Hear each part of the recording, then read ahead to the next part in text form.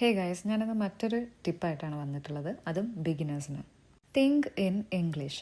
അതെ, എല്ലാവരും പറയാറുള്ള കാര്യമാണ് ഇംഗ്ലീഷിൽ ചിന്തിക്കുക. Don't wait to translate every sentence from your mother tongue. എല്ലാം ഇങ്ങനെ ട്രാൻസ്ലേറ്റ് ചെയ്ത് ശീലിക്കരുത്. അതും ഇംഗ്ലീഷ് പോലുള്ള ഭാഷയിൽ നെവർ ഡു ദാറ്റ്. നിങ്ങൾ ചെയ്യുന്ന റോങ് ആണ്. ആൻഡ് ഞാൻ പറഞ്ഞുതരാം, ഇപ്പം നിങ്ങളാലേക്കും ട്രാൻസ്ലേറ്റ് ചെയ്യാണ്ട് പിന്നെ എങ്ങനെ പറയാമെന്നുള്ളത്. Try this.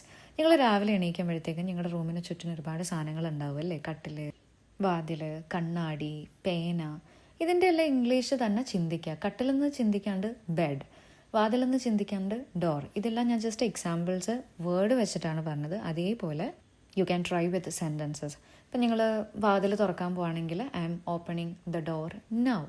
ജനാല തുറക്കാൻ പോവുകയാണെങ്കിൽ I am opening the window now. ജനാല, വിൻഡോ തുറക്കുന്നതിന് ഓപ്പൺ. സോ വേർഡ്സ് യൂസ് ചെയ്ത് ശീലിക്കുക, ട്രാൻസ്ലേറ്റ് ചെയ്യരുത്. പലരുടെ ഇംഗ്ലീഷ് സംസാരിക്കുമ്പോൾ ഉള്ള പ്രശ്നം എന്താണ്? ട്രാൻസ്ലേറ്റ് ചെയ്ത് ശീലിച്ചത് കൊണ്ടാണ്. അതുകൊണ്ടാണ് നിങ്ങളുടെ ഫ്ലുവൻസിനെ അത് എഫക്റ്റ് ചെയ്യുന്നത്. ഇംഗ്ലീഷിൽ ചിന്തിച്ചു കഴിഞ്ഞാൽ നിങ്ങളെ കൊണ്ട് സ്പീഡിൽ സംസാരിക്കാനും പറ്റും, അതേപോലെ നാച്ചുറലും ആയിരിക്കും. യാതൊരു ഡിലേ ഇല്ലാണ്ട് സംസാരിക്കാൻ പറ്റും. അപ്പോൾ ഓക്കെ, ട്രൈ ചെയ്ത് നോക്കുമല്ലോ അല്ലേ? വീഡിയോസ് ഇഷ്ടപ്പെട്ടാൽ ഫോളോ ചെയ്യാൻ മറക്കണ്ട കേട്ടോ. ബൈ.